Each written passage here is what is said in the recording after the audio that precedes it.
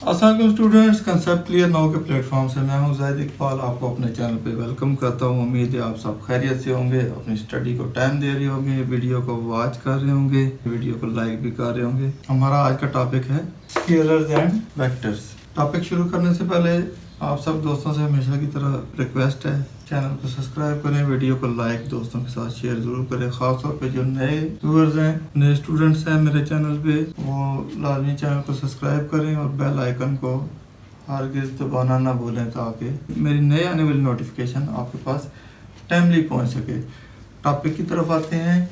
Topic है हमारा scalars and vectors. ऐसी फिजिकल क्वांटिटीज जिनको डिस्क्राइब करने के लिए आपको उसका न्यूमेरिकल मैग्नीट्यूड प्लस उसका स्टैंडर्ड यूनिट जो सा है सिर्फ वो बताने की जरूरत पड़े, उसको हम कहेंगे स्केलर्स। मिसाल के तौर पे डिस्टेंस है, हम कहते हैं जी रावलपिंडी से लाहौर जो सा है 280 किलोमीटर है। अब यहाँ पे 280 जो सा है उसका न्यूमेरिकल मैग्नीट्यूड है, हमने एक डिस्टेंस बता दिया कि इतना है। आगे जो किलोमीटर लफ्ज यूज किया था, चूंकि ये एक डिराइव्ड यूनिट है, मीटर जो सी थी वो बेसिक यूनिट थी, अब ये डिराइव्ड यूनिट थी वो किलोमीटर में थी, तो हम इसका डिस्टेंस बताएंगे किलोमीटर में, क्योंकि ये मीटर से ज़्यादा है, बहुत ज़्यादा है, हज़ारों में है। ऐसे यूनिट भी बताई जो कि थी किलोमीटर। स्केलर्स वो फिजिकल क्वांटिटीज़ हैं जिनको डिस्क्राइब करने के लिए उसकी सिर्फ न्यूमेरिकल मैग्नीट्यूड और ऐसा यूनिट जो स्टैंडर्ड उसका है वो बताने की ज़रूरत होती है, उसमें उसकी डायरेक्शन बताने की ज़रूरत नहीं होती। जैसे आपको मिसाल दी थी, अब रावलपिंडी से लाहौर हमें डायरेक्शन बताने की ज़रूरत नहीं थी कि ये इसके नॉर्थ में है, ईस्ट में है, साउथ में या वेस्ट में है। हमने सिंपल ये बताया कि रावलपिंडी से लाहौर 280 किलोमीटर है। 280 इसका न्यूमेरिकल मैग्नीट्यूड है जो कि एक रीडिंग है, और किलोमीटर उसकी SI यूनिट है। स्केलर क्वांटिटीज जो आपकी बुक में बताई गई हैं वो कौन कौन सी हैं और वो क्यों स्केलर हैं। सबसे पहले बताया गया है डिस्टेंस। जैसे मैं आपको बता चुका हूँ, जो डिस्टेंस होता है उसमें न्यूमेरिकल मैग्नीट्यूड और दूसरी क्या चीज़ होगी, SI यूनिट। अब जो डिस्टेंस है, मिसाल दी थी रावलपिंडी से लाहौर, तो हमने बताया था 280 इसका न्यूमेरिकल मैग्नीट्यूड है और किलोमीटर इसका SI यूनिट है, डिराइव्ड यूनिट है ये। तो ये इसमें हमने सिर्फ न्यूमेरिकल मैग्नीट्यूड और SI यूनिट बताई, हमने इसमें इसकी डायरेक्शन नहीं बताई। आगे आती है स्पीड। हम कहते हैं लॉन्ग गाड़ी 110 किलोमीटर फी घंटा की रफ्तार से चल रही है। अब 110 हमने बता दी, इसमें न्यूमेरिकल मैग्नीट्यूड और इसका जो derived unit kilometre per hour है। इसमें भी हमने ये दो चीज़ें बताई हैं, डायरेक्शन नहीं बताई। इस तरह आता है टाइम। टाइम में क्या कहते हैं जी, 10:15 हुए हैं। अब 10:15 और ये जो दरमियान में है ये मिनट को शो करता है। अब ये डिराइव्ड यूनिट है, सेकंड में मैंने नहीं बताया, मिनट्स में बताया। इसमें मैंने डायरेक्शन टाइम की नहीं बताई कि टाइम इस तरफ चल रहा है उस तरफ चल रहा है। इसके बाद आता है मैस। मैं कहता हूँ ये जो बोर्ड लगा हुआ है इसका जो वेट है 10 kg है। 10 इसका न्यूमेरिकल मैग्नीट्यूड हो जाएगा और जो किलोग्राम है इसकी SI यूनिट हो जाएगी। Next energy.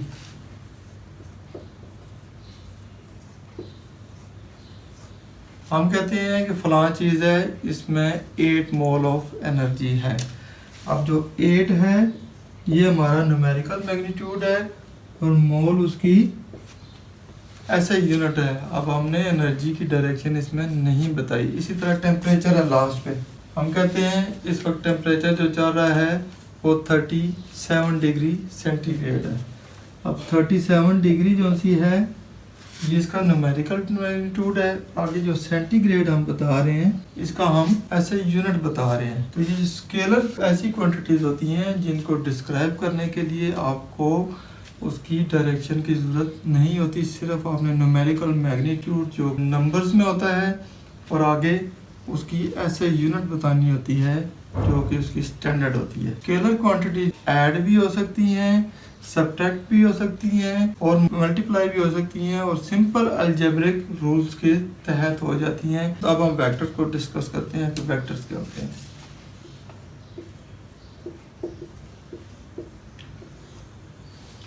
ऐसी फिजिकल क्वांटिटीज जिनको डिस्क्राइब करने के लिए या समझने के लिए मैकेनिकल मैग्नीट्यूड प्लस उसकी एसआई यूनिट प्लस उसकी डायरेक्शन, तीनों चीजों की जरूरत होती है। ये तीनों चीजें जब तक नहीं कंप्लीट होंगी आप वेक्टर को डिस्क्राइब नहीं कर सकते, उसकी पूरी इंफॉर्मेशन नहीं दे सकते। अब ये चीज यहाँ पे पड़ी थी, ये 10 फीट आपने इस कमरे में इसको नॉर्थ ईस्ट की तरफ ड्रैग कर दिया। आप अगर किसी को कहेंगे कि ये चीज़ कमरे में पड़ी है और उसको मैंने 10 फीट ड्रैग कर दिया है, तो उसकी समझ में नहीं आएगी कि ये किस तरफ ड्रैग किया है। आया कि दरवाजे की तरफ किया है, खिड़की की तरफ किया है, इस द्वार की तरफ किया है या इस द्वार की तरफ किया है। आप अगर उसको बता देंगे कि ये चीज़ यहाँ पे पड़ी थी, इसको नॉर्थ ईस्ट मैंने 10 फीट ड्रैग किया है, वो इजीली उसके ध्यान में आ जाएगा कि ये इस तरफ उसने ड्रैग किया है। इस सूरत में न्यूमेरिकल मैग्नीट्यूड क्या था 10, ऐसे यूनिट उसकी फीट थी और आगे डायरेक्शन आपने नॉर्थ ईस्ट की सूरत में बताई। ये चीज़ें जब मिलेंगी तो एक वेक्टर कंप्लीट हो जाएगा। उसका न्यूमेरिकल मैग्नीट्यूड था 10, ऐसा यूनिट थी फीट और डायरेक्शन क्या थी नॉर्थ ईस्ट। ये क्या थी डिस्प्लेसमेंट।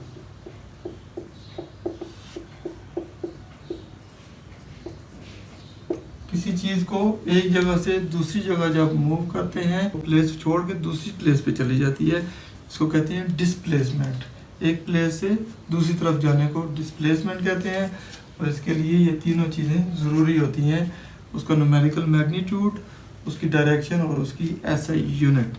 नेक्स्ट आ जाता है फोर्स।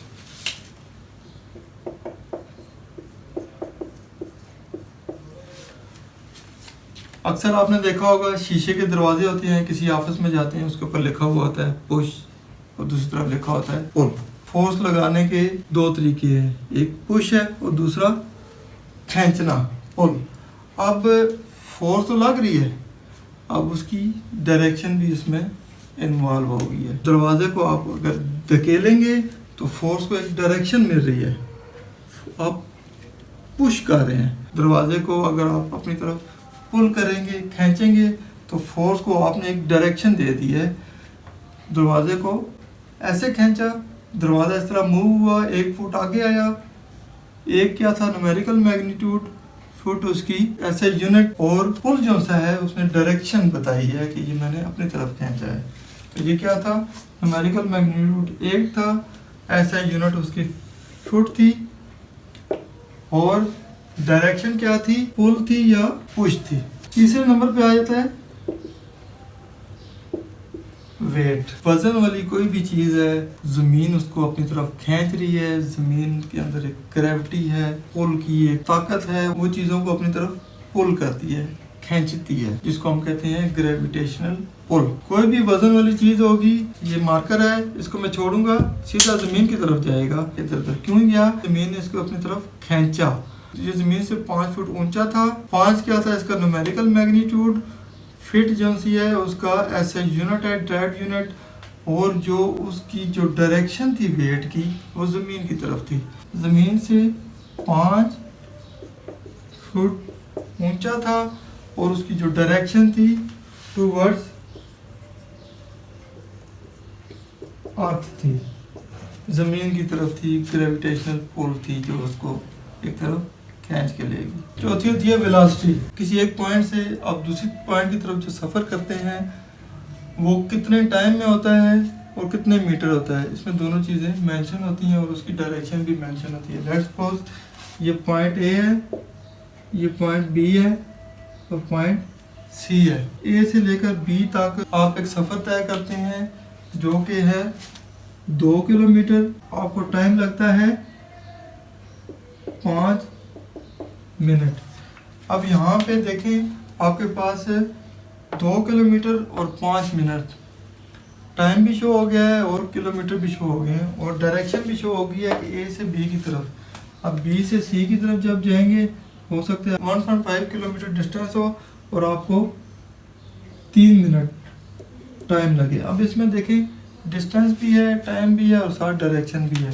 2 और 5 किलोमीटर और मिनट, ये दोनों चीज़ें हमने इसमें बता दी। न्यूमेरिकल मैग्नीट्यूड क्या होगा, 2 किलोमीटर होगा, 5 मिनट होंगे। 2 जो है किलोमीटर में शो होगा ऐसा यूनिट, तो ये मिनट में शो होगा। और डायरेक्शन क्या होगी, ए से लेकर बी या बी से लेकर सी। अब इसमें डिस्टेंस, टाइम और डायरेक्शन तीनों चीज़ें हमने बताई हैं। ये हो गया वेलोसिटी। 5वें नंबर पे आता है एक्सेलरेशन।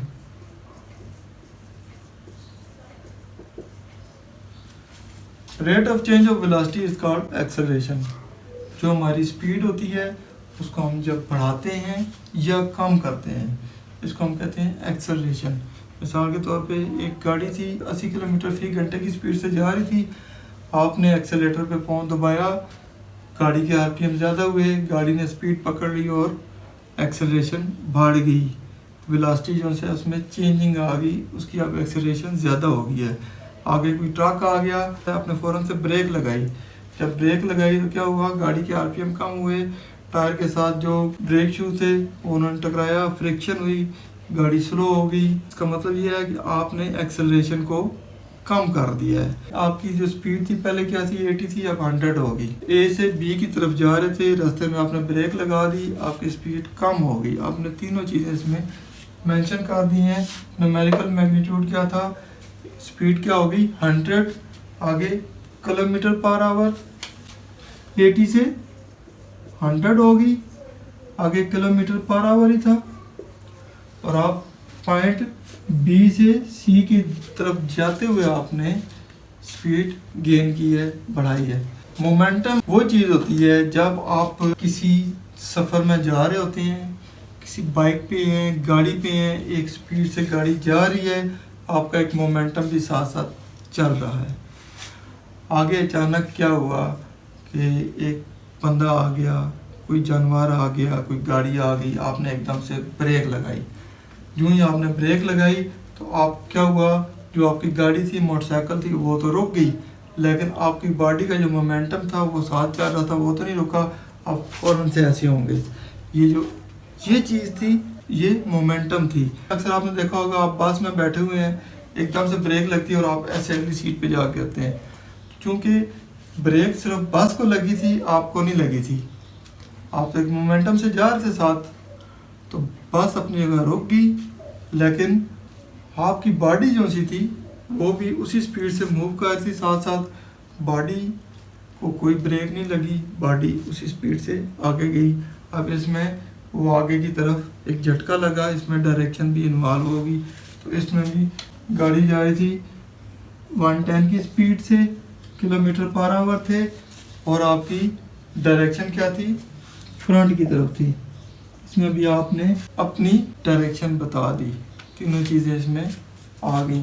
नेक्स्ट आता है इलेक्ट्रिक फील्ड और magnetic field. Flow of electron is called electric current.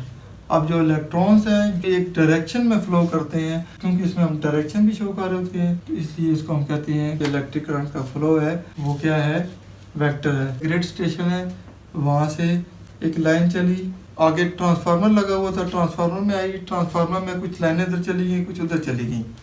फिर आपके घर में आया, घर में एक मेन मीटर था, मेन मीटर से आगे फिर एक कमरे में लाइट गई, दूसरे में गई। अब ये एक डायरेक्शन भी शो हो रही है साथ करंट की। ये एक नॉर्मल सी मिसाल दे रहा हूँ, इसमें तीनों चीज़ें इन्वॉल्व हैं। उसकी मैग्नीट्यूड भी है, उसकी ऐसे यूनिट भी है, और उसके डायरेक्शन भी है। इलेक्ट्रिक फील्ड है, इलेक्ट्रॉन्स हैं, वो किस तरह फ्लो कर रहे हैं, उसमें डायरेक्शन भी शो हो रही है, उसकी स्पीड भी शो हो रही है, और उसकी ऐसे यूनिट भी शो हो रही है। इसी तरह मैग्नेटिक फील्ड है, मैग्नेटिक फील्ड है, इसमें भी डायरेक्शन होती है। मैग्नेट को आप लटका दें एक धागे के साथ, नॉर्थ और साउथ की तरफ उसकी डायरेक्शन हो जाएगी। तो इसके गिर्द मैग्नेटिक लाइंस और फोर्स होती हैं, वो भी एक डायरेक्शन में जाती हैं। इसका नॉर्थ और साउथ पोल आपस में एक दूसरे को अट्रैक्ट करते हैं। लेट्स सपोज ये मैग्नेट है, नॉर्थ इस तरफ है, जब इसको लटकाएंगे ऐसे तो ये ऐसे करते करते एक नॉर्थ की तरफ हो जाएगी, इसका नॉर्थ पोल नॉर्थ की तरफ, साउथ पोल साउथ की तरफ हो जाएगा। इसी तरह इसकी जो मैग्नेटिक लाइंस ऑफ फोर्स होंगी उनकी भी एक डायरेक्शन होगी। तो एक जैसे पोल एक दूसरे को रिपेल करेंगे, लेकिन अगर ये अपोजिट पोल्स हैं तो एक दूसरे को अट्रैक्ट करेंगे। इसमें क्या है, डायरेक्शन भी शामिल है। तो मैग्नेटिक लाइंस ऑफ फोर्स जो सी होती है या मैग्नेटिक फील्ड की जो स्ट्रेंथ होती है वो भी वेक्टर है। अब जो वेक्टर्स होते हैं ये नॉर्मल अलजेब्रिक रूल्स इसके ऊपर अप्लाई नहीं होते। इन कैलकुलेशन का एक अपना तरीका है, एक अपना रूल है, उसको कहते हैं वेक्टर अलजेब्रा, जो कि एक्स वाई कोऑर्डिनेट की सूरत में आप इनको ड्रा करते हैं और इनको एक दूसरे से ऐड, सब्ट्रैक्ट और मल्टीप्लाई करते हैं। उम्मीद है दोस्तों आज की वीडियो में आपका स्केलर्स एंड वेक्टर्स का कंसेप्ट क्लियर हो गया होगा। वीडियो आपको पसंद आई है लाइक एंड दोस्तों के साथ शेयर करें और दुआओं में याद रखें। इंशाल्लाह नेक्स्ट इन्फॉर्मेटिव वीडियो के साथ जल्दी हाजिर होऊंगा, तब तक इजाज़त दीजिए। अल्लाह हाफ़िज़।